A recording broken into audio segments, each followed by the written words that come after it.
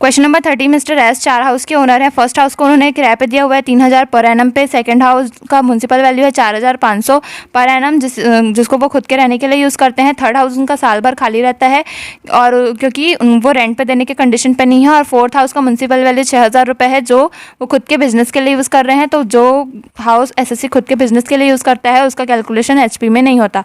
इसके अलावा कुछ खर्चे हैं जैसे कि इंटरेस्ट ऑन लोन है। ओन रेजिडेंशियल हाउस यानी कि हाउस नंबर 2 के लिए 400 रुपये। Fire insurance premium, collection charge और ग्राउंड रेंट का कैलकुलेशन एचपी में नहीं होता है। फर्स्ट हाउस जिसे रेंट पे दिया गया था वो 2 महीने के लिए खाली रहता है, यानी कि सिर्फ 10 महीने के लिए रेंट पे दिया गया है। तो हमें उसका इनकम फ्रॉम एचपी कैलकुलेट करना है। Computation of taxable income from HP for the assessment year 2021। यहाँ पे हम 2 कॉलम बनाएंगे, एक रेंटल हाउस का जो हाउस नंबर 1 था और सेल्फ ऑक्यूपाई हाउस का जो हाउस नंबर 2 था। एक्चुअल रेंट रिसीव 3,000 रुपये रेंट रिसीव हो रहा था हाउस नंबर 1 से, लेकिन वो सिर्फ 10 महीने के लिए किराए पे दिया गया था, 2 महीने खाली रहा था और ये साल भर का किराया था, इसलिए 12 से डिवाइड कर देंगे तो आ जाएगा 2,500। यही उसका एनुअल वैल्यू होगा और सेल्फ ऑक्यूपाई घर का एनुअल वैल्यू नील होता है। डिडक्शन हम देंगे under section 24, standard deduction 30% of annual value, तो 2,500 का 30% आ जाएगा 750। इसका नील था इसलिए यहाँ पे कुछ नहीं आएगा। Interest on loan second house के लिए था 400 रुपये का। अब हम 2,500 में से 750 माइनस करेंगे तो आ जाएगा 1,750।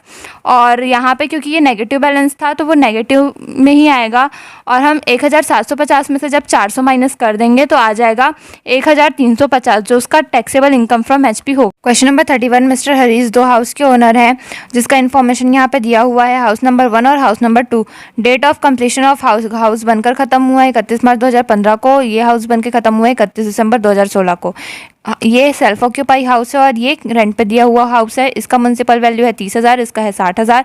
फेयर रेंट इसका 35,000 है, इसका 90,000 है। रेंट रिसीव इसमें तो नहीं होगा और इसका रेंट रिसीव हो रहा है 1,20,000। स्टैंडर्ड रेंट है 25,000 रुपये, इसका 65,000 रुपये। म्युनिसिपल टैक्स पेड है 4,000 रुपये, इसका 8,000 रुपये। और interest on loan for construction of house, construction के लिए इसका इंटरेस्ट है 30,000 रुपये और इसका 40,000 रुपये। तो हमको कंप्यूट करना है income from HP. Computation of income from HP for the assessment year 2021। यहाँ पे हम 2 कॉलम बनाएंगे, एक हाउस नंबर 1 और एक हाउस नंबर 2 का।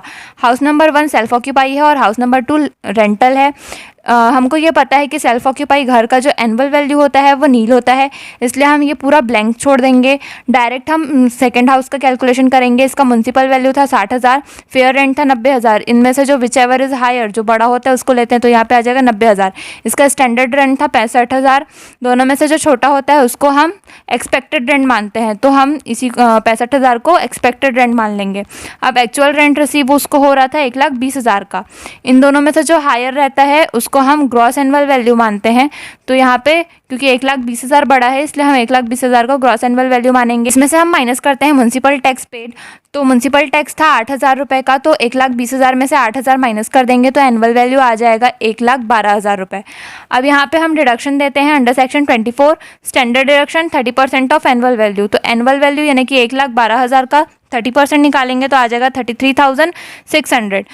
उसके बाद इंटरेस्ट ऑन लोन टेकन, तो इंटरेस्ट था लोन के ऊपर फर्स्ट हाउस का 30,000 का और सेकंड हाउस का 40,000 का।